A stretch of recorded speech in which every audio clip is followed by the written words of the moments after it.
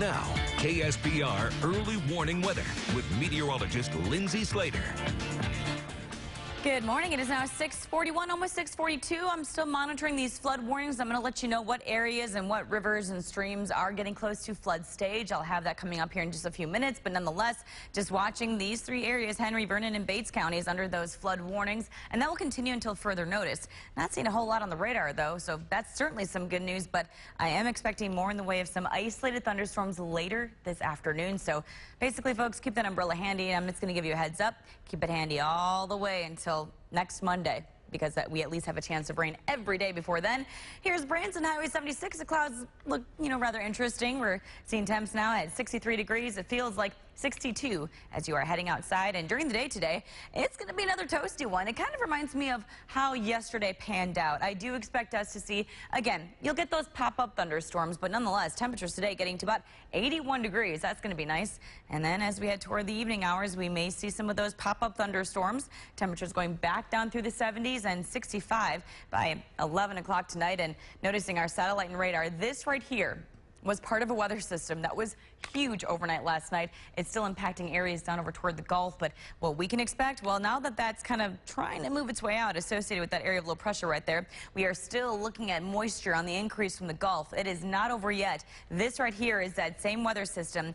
It's a stationary front, meaning it's not going anywhere until something really kind of pushes it through, and that's not going to happen for a few days. So you can see the rain over off to the east. It consistently moves that way. I'm not really too worried about it. This stationary front will be the cause of a few of those isolated thunderstorms today. The energy is there, so there is a potential for some downpours, lightning, and maybe even some gusty winds. Kicking off tomorrow morning, you can see the time frame there, 7 a.m. And we do have some of those thunderstorms from our west that'll be plowing its way through the east, at least as we head into the next, couple of hours, I want to say, at least on Wednesday morning through 8, 9 o'clock. You'll see that kind of push its way through. And then that front is going to trigger more of that activity. The closer you are to that front, the better chance you have of some of those storms popping up. And because it's not going anywhere, our rain chances stay put too. I mean, this is Thursday morning at 7 a.m. and it hasn't moved a whole lot. So the threat track for today, again, the energy, we have some that could bring us some lightning and damaging winds and even some of that flooding tomorrow. It's kind of the same thing here, folks, because the weather system is stagnant, so therefore the threat tracks will be as well. Some areas could see an additional 2 inches of rain to the southwest, 1.75 inches across the areas near Springfield. Now, here are the river observations today. Noticing that little yellow box, that means that this area is near flood stage. That is actually the Sac River near Kaplinger Mills. We're also looking at 2 other areas to the west that are close to that flood stage. So that is something I will be watching, but you know what?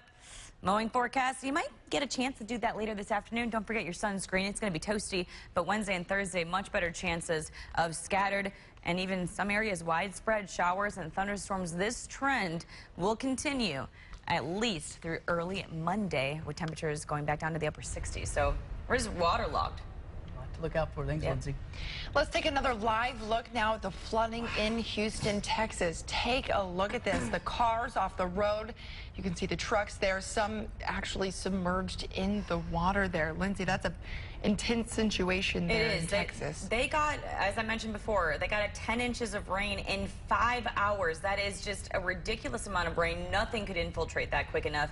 And that's why we always tell you, turn around, don't drown. I mean, just looking at that, I couldn't tell you how deep it is. Right. And that's why we tell you that. I mean, flooding is one of the biggest causes of deaths during natural disasters because it is so big. Situations like this, I would imagine that it just caught up with them too fast. Yeah. A lot of people probably didn't decide to drive through it. It just caught up to them while they were driving. And this is just one of the cities in Texas devastated by a lot of flooding. A lot of people in Austin, San Antonio having similar issues.